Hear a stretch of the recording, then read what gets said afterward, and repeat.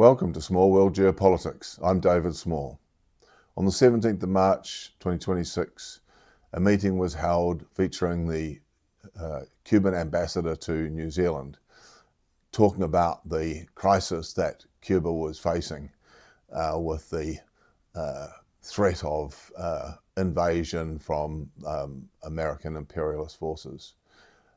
I spoke at that meeting and gave a broad geopolitical overview of how I saw world politics evolving from the Cold War to the post-Cold War unipolar era, and the signs that we are emerging into a more multipolar world and what that meant for countries like Cuba in particular.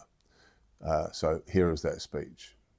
Yeah, for my entire life, Cuba's been an inspiration to the world. The Cuban people were able to liberate themselves from extreme forms of exploitation and domination. And they were able to sustain that revolution for decades in the face of extraordinary opposition, economic sanctions, military aggression, and constant political pressure. The form of exploitation the Cuban Revolution overthrew was common to countries of the global south. Countries previously we used to refer to as the third world. There's no perfect term for it. Let's call them the global south. Right through the 1960s and 70s and 80s. In many different countries, revolutionary movements sought to emulate Cuba's achievements, but very few succeeded. In Nicaragua, there was a successful revolution, but they were unable to withstand the level of opposition and sabotage and attacks that they were subjected to. Others found electoral ways to come to power, only to find extraordinary attacks and obstruction from the US, right to the point of the demonstration of the kidnapping of Nicolas Maduro that we've all witnessed. But Cuba survived. Cuba survived the Cold War era when it was right on the doorstep of Western imperialism. Cuba survived this thing called the Cuban Missile Crisis, and as an indication of how profound and distorting the media and the education system is that we've grown up in. I only recently found out the background to this thing called the Cuban Missile Crisis, which was what we're told is that this was the Soviet Union moving missiles into Cuba in this big, provocative, aggressive move against the United States. But what I only found out recently is that that was in response to the United States doing that in Turkey aimed at the Soviet Union. It wasn't an initiative just like that, but that's not the story that we're all told. So Cuba survived all that. It survived the end of the Cold War as well, which saw the US emerge as the sole global superpower, and the emergence of what's been called the unipolar era. In this unipolar era, the US exerted its power all over the world, politically, militarily, and economically. A major aspect of this was the global imposition of neoliberalism. This model of deregulated capitalism was forced on the whole world, and particularly on countries of the global south. Institutions like the IMF and the World Bank used the indebtedness of countries to force them to adopt what were called structural adjustment policies. This was a package of neoliberal policies that required countries to open their economies to maximum penetration and exploitation by global capital, forcing them to float their currencies, remove tariffs, remove subsidies, basically leave them open to any sort of economic exploitation. The plan was to create a global deregulated economy that would allow capital to move freely across national borders to settle wherever it could find maximum possibilities of exploitation and to relocate at the first sign of trouble. Since colonial times, national economies of colonies have been organised so that they would favour the development of the colonial power at the expense of the colonised people. But neoliberal globalisation greatly intensified the possibilities for this form of exploitation. And it was accompanied by weakening the political power and autonomy of nation states. Their economies became beholden to the whim of international capital and financiers.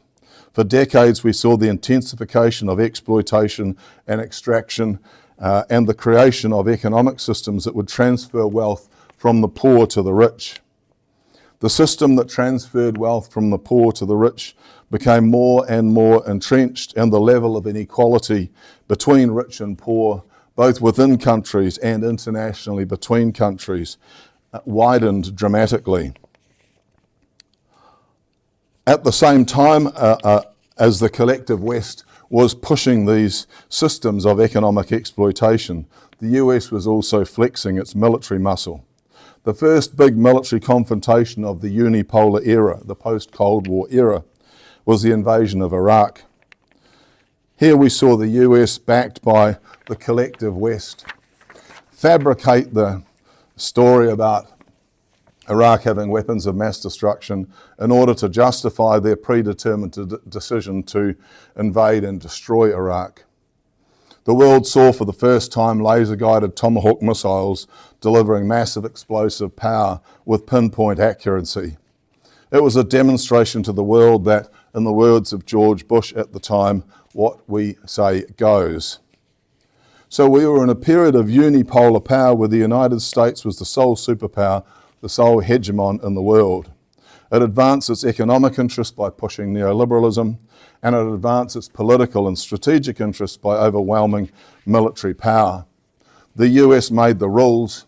It required the rest of the world to follow the rules, and if there was any risk that these rules might be questioned or transgressed, it would use or threaten the use of overwhelming military power to force the transgressor to abide by the rules. This is what they called the rules-based order. However, in the last 4 or 5 years, this unipolar world with the US as the global hegemon has started to come unstuck. Economically, it's being challenged by the rise of China. China is one of the few countries in the world where the US was unable to impose neoliberalism. The effect of that was that China did not lose control over the direction and strategies of its economic development. And it chose strategies that were not only designed to assist development in China, but also that would ensure that it was not so vulnerable to the vagaries of international markets or the pressure and bullying and domination of the United States. The US tried to impede and obstruct China's development by imposing economic sanctions, by putting on technological boycotts, and by political pressure by any means they could think of. And last year, Donald Trump announced sweeping tariffs on most countries in the world, including its American allies. Countries that had been locked into the neoliberal model were extremely vulnerable to this sort of pressure, and many of them were forced to buckle. But China stared down the US threats, and in Busan last November, after the APEC meeting, at the most recent meeting of President Xi and President Trump, Trump was forced to back down. China threw him a few soybean purchases so he could pretend it wasn't a back down, but everybody knew that it was, including Trump. He ended up agreeing a tariff rate for China that was the same as what he agreed with the EU, who were supposed to be US allies. The bipolar world ended with Gorbachev agreeing to dismantle the Soviet Union. I think the unipolar era of American hegemony ended with Trump backing down in China. That was the end of the universal hegemony of neoliberalism. China had become too economically strong and self-reliant to be forced into submission. Politically, I think the beginning of the end of the unipolar era happened in Gaza. It was the inhumane, depraved, murderous, indefensible genocide in Gaza that fundamentally altered and I think permanently destroyed any moral authority that the collective West might previously have had. The whole world could see the inhumane, genocidal slaughter. And while we were watching it, every Western leader was telling us that what we could see was not actually happening. An extraordinary attempt at global gaslighting, and one that failed completely. It failed so badly that one of those leaders, Canadian Prime Minister Mark Carney, Josephine referred to, eventually let the cat out of the bag. He confessed that everything progressives had been saying over the last decades was correct, that the political and economic and military objectives of the collective West had been entirely oriented to advance their own interests at the expense of the poor and the weak, while trying to disguise this naked self-interest. Carney admitted that they were only ever pretending to stand for democracy and freedom and justice. They were actually all in it for themselves. And now we have the attack on Iran. Given the genocide and the Carney confession, the world now knows 100% without any doubt that the purpose of this attack had nothing to do with the well-being of the people of Iran. The political damage the US has suffered is now making it incredibly difficult for Trump to get any significant support for this outrageous attack. But most significantly, what we're seeing in Iran is the end, I think, of US military hegemony. During the unipolar era, the US was able to destroy countries, Libya, Syria, Iraq, Afghanistan, all countries that US was able to attack, cause massive damage, topple governments, and leave them in a complete mess. And in most instances, it was able to do this without suffering significant damage itself. They were so dominant that even the threat of attack would usually suffice. Trump thought he could do this to Iran as well.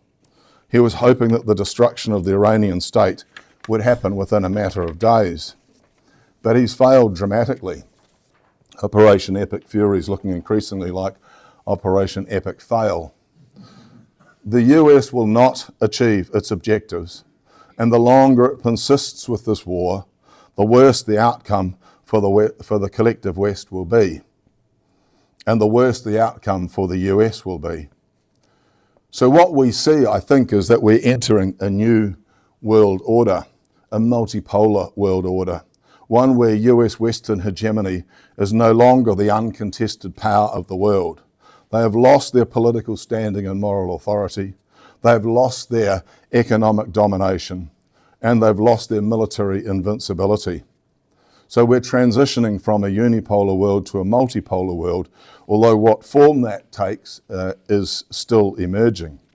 But one thing is clear, and that is that the countries of the global south will be leading this transition. Countries of the global south are not a homogenous bloc, but we can see in them, in all of them, attempts to build and maintain genuine alternatives to the current political and economic models that all have their origin in colonial domination and exploitation. Cuba is a key part of this. Alongside Palestinians and Iranians, Cubans are the heroes of the resistance. Palestine, Iran, and Cuba have defied US imperialism. They have given people hope and inspiration. Cuba has consistently stood with and supported people in struggle throughout the world, in South and Central America, in Southern Africa, particularly in the frontline states in the fight against apartheid, and in West Asia, notably with the Palestinians. The Cuban people have endured enormous suffering, but they have stood up against this aggression from the US and its allies, all while maintaining an extraordinary internationalist orientation. Right now, Cuba is in the crosshairs. After Trump's back down to Xi in Busan last year, the US released a national security doctrine where it emphasised that its main priority will be the domination and exploitation of the Western Hemisphere. Just a few weeks ago, US Secretary of State Marco Rubio, again the photo that we saw before, delivered an extraordinary speech at the Munich Security Conference. In it, he praised European colonisation and called for a reassertion of European authority over the whole world. and Rubio is obsessed with destroying Cuba. The US is obsessed, and Rubio is particularly obsessed personally. For decades, Cuba has stood as an inspiration to progressive people all over the world. Now it's time for us to recognise that and to offer whatever solidarity and support that we can. The Trump administration is showing that as the US empire crumbles, it will act compulsively, irrationally, violently, unlawfully. It's time for the world to stand with Cuba, and for us here in Aotearoa, it's essential that we do whatever we can to make sure that New Zealand is not linked to this declining empire and instead stands for a new world based on peace, justice and freedom. Kia ora.